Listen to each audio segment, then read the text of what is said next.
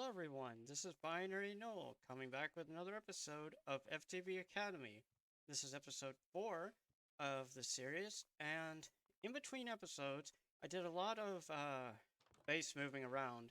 So, as you can see, I'm in a village now, and in a lush hills, as the map calls it. So, just gonna kill this. Okay. And in between episodes, I did a lot of improvement. So we've got the space here, and we have our wood that's building up. And then over here, we have our factory. So within the factory, I built an induction smelter, a pulverizer, a redstone furnace, and I moved over the ones that we had previously, which was a powered furnace, a crusher, a coal gen, and the energy cell. So, what a pulverizer does is it's basically the same as a crusher, but a little bit better because it has the augmented, or it has a secondary output, and that secondary output can produce some good stuff. And so the redstone furnace acts like a furnace and will smelt anything that the pulverizer makes into this strongbox. So we have that. We also completed some of the quests, and we got moved up in terms of storage. So, in terms of storage, we now have a refined storage grid and disks.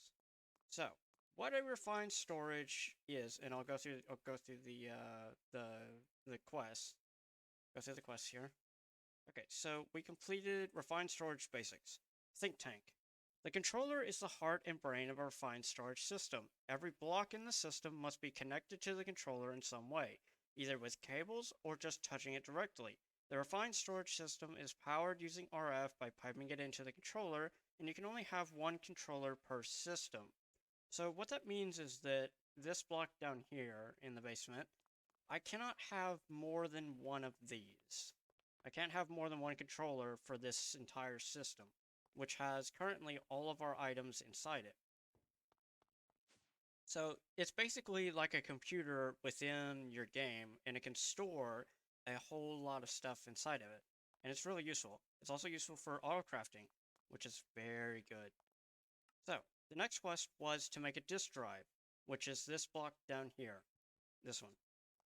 So the disk drive it can store storage disks, which store items. You can have up to 10 storage disks in the disk drive. You can have multiple of the disk drive as you want in the system. So the next quest was to make a storage disk. And the storage disk digitally store more items. Higher tiers can store more items. The 1K storage can hold 1,000 items, the 4K can hold 4,000 items, and so on. And what we got from that quest is a 16K storage disk, which can hold 16,000 items. And then the grid. The grid is where you manually interact with your storage system, connect it to the system, and give it power, and you can use it like you would any other chest. So that's what we made first, and then we made the crafting grid. Crafting grid is an upgraded version of the grid. It works exactly the same, except it has a 3x3 crafting table built into it.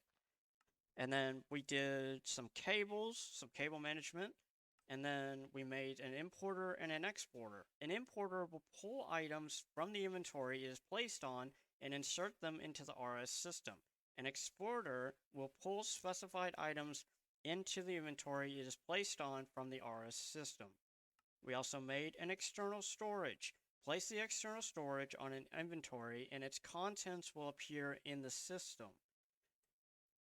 If the external storage has a higher priority than other storage blocks like the disk drive, items will try to go into that inventory first. That is what we did with the area down here. So I'm going to go down here.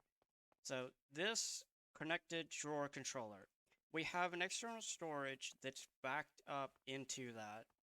And so we have that filtering all into these. So we've got that going. Next, we did the waterproof fluid storage disks. Work like regular storage disks, but they store fluids instead of items. A 64K fluid storage disk can store 64,000 millibuckets of fluid. A 256 can store 256,000 millibuckets of fluid, and so on, which is what we have in here. and it's storing lava.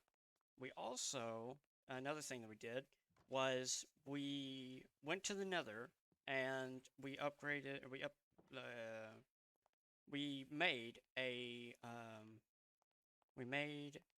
pump that will pump out lava and continually fill the tank that we have. So I can go and grab the tank,